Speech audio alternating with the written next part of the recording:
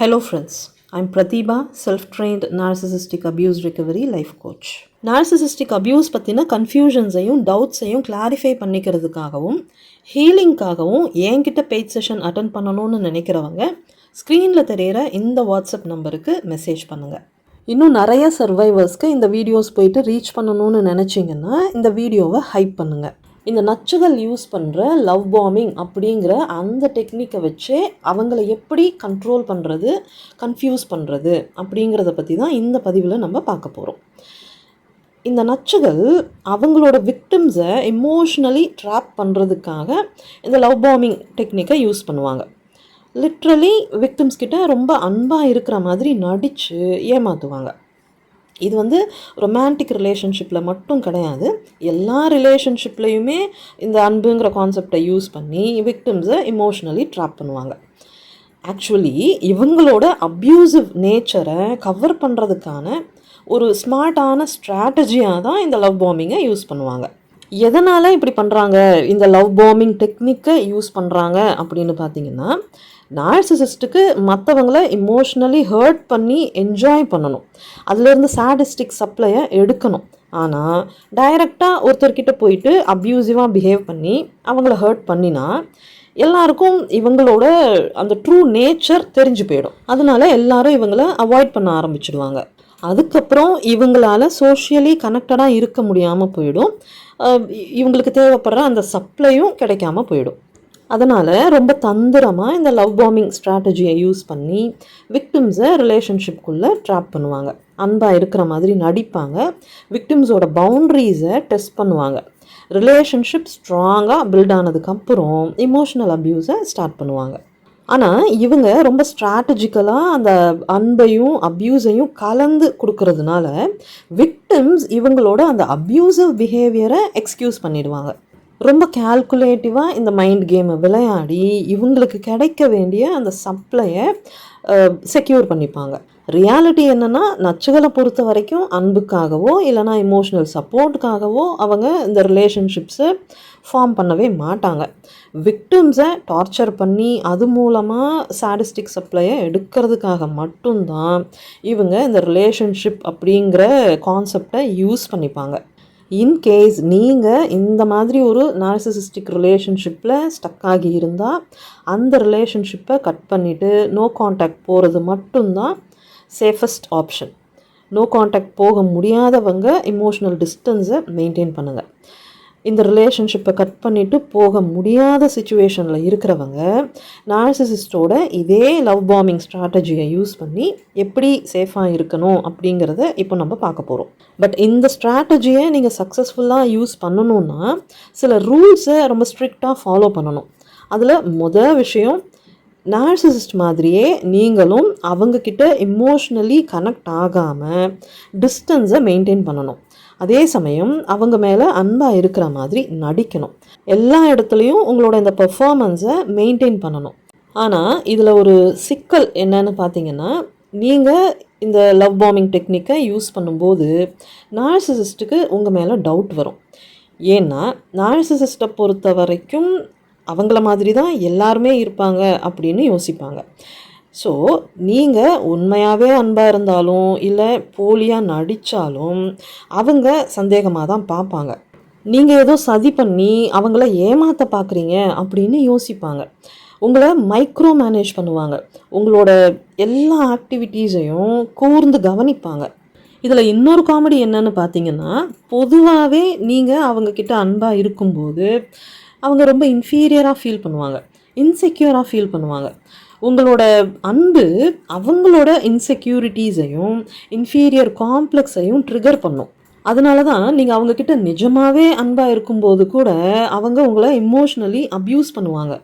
இது நார்சிசிஸ்டிக் ரிலேஷன்ஷிப்பில் பொதுவாகவே நடக்கும். இவங்களோட மைண்ட் கேம் புரியாத ஸ்டேஜில் விக்டிம்ஸ் நார்சிசிஸ்ட் அப்யூஸ் பண்ணும்போது எமோஷ்னலி ரியாக்ட் பண்ணுவாங்க. அந்த செகண்ட்லேருந்து இந்த என்டையர் சிச்சுவேஷனும் நார்சிசிஸ்டோட கண்ட்ரோலுக்கு போயிடும். நீங்களும் இதையெல்லாம் எக்ஸ்பீரியன்ஸ் பண்ணியிருப்பீங்க. ஆனால் இப்போது நீங்கள் ஃபுல் கிளாரிட்டியோட இந்த கேமில் பார்ட்டிசிபேட் பண்ணிட்டு இருக்கிறதுனால எமோஷ்னலி ஸ்டேபிளாக இருக்கணும். நார்சிசிஸ்டோட கேமை கிளியராக புரிஞ்சுக்கணும். அவங்க உங்ககிட்ட அன்பை எதிர்பார்க்கல. உங்களுக்கு அவங்க மேலே இருக்கிற அன்பால் நீங்கள் அவங்களோட அப்யூஸை சகிச்சுக்கிட்டு அவங்களோட சாடிஸ்டிக் நீட்ஸை சாட்டிஸ்ஃபை பண்ணணும்னு எதிர்பார்க்குறாங்க. உங்ககிட்ட இருந்து வர்ற அந்த எமோஷ்னல் ரியாக்ஷன்ஸை எதிர்பார்க்குறாங்க. அதுக்காக தான் உங்களை அப்யூஸ் பண்ணி உங்களோட இமோஷன்ஸை ட்ரிகர் பண்ணுறாங்க. இந்த கேமை புரிஞ்சுக்கிட்டு நீங்கள் உங்களோட லவ் பாம்பிங் ஸ்டேட்டை அப்படியே கண்டினியூ பண்ணணும்.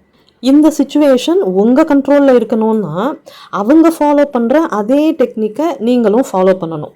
அதாவது உங்களை இமோஷ்னலாக ட்ரிகர் பண்ணிவிட்டு நீங்கள் ரியாக்ட் பண்ணும்போது அவங்க ரொம்ப காம் அண்ட் கம்போஸ்டாக இருப்பாங்க இல்லையா, அதே மாதிரி அவங்க அப்யூசிவாக நடந்துக்கும்போது நீங்கள் காம் அண்ட் கம்போஸ்டாக இருக்கணும். உங்களோட இமோஷன்ஸை தூண்டி விடுறதுக்காக அவங்க பண்ணுற எந்த விஷயத்தையும் நீங்கள் பர்சனலாக எடுத்துக்காமல் அவங்க பண்ணுற அந்த கோமாளித்தனத்தை எல்லாம் அமைதியாக வேடிக்கை பார்க்கணும். இதில் இன்னொரு காம்ப்ளிகேட்டடான விஷயம் என்னென்னா, நார்சிசிஸ்ட் லவ் பாம்பிங் பண்ணும்போது விக்டிம்ஸ் அதை அக்செப்ட் பண்ணிப்பாங்க.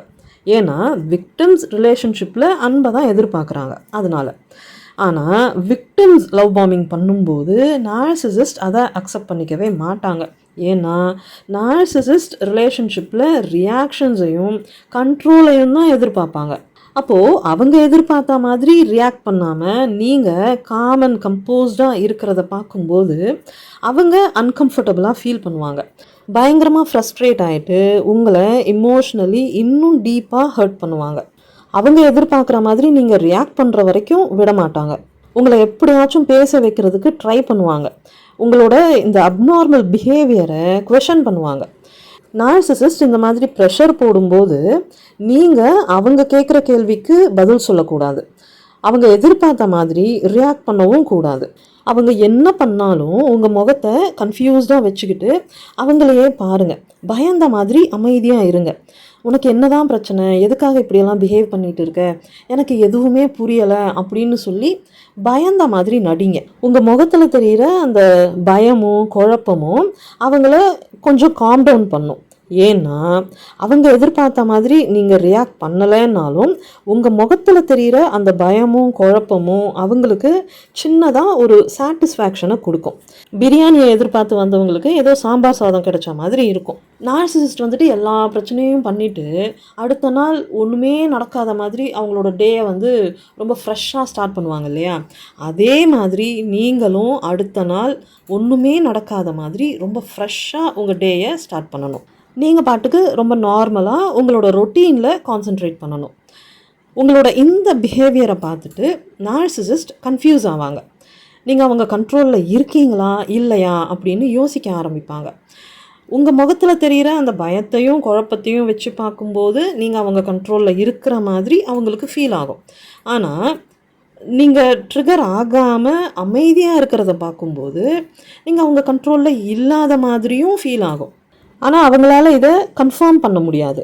ஸோ நச்சுகள் இந்த லவ் பாம்பிங் டெக்னிக்கை யூஸ் பண்ணி உங்களை எப்படி கண்ட்ரோல் பண்ணுறாங்களோ அதே மாதிரி நீங்களும் அவங்க யூஸ் பண்ணுற அதே லவ் பாம்பிங் டெக்னிக்கை யூஸ் பண்ணி அவங்கள கன்ஃபியூஸ் பண்ணணும். நான் மறுபடியும் ஸ்ட்ரெஸ் பண்ணி ஒரு விஷயத்தை சொல்லிக்கிறேன். இந்த வீடியோவோட பர்பஸ் நார்சிசிஸ்ட்டை எப்படி மேனிப்புலேட் பண்ணுறது அப்படிங்கிறத பற்றி கிடையாது.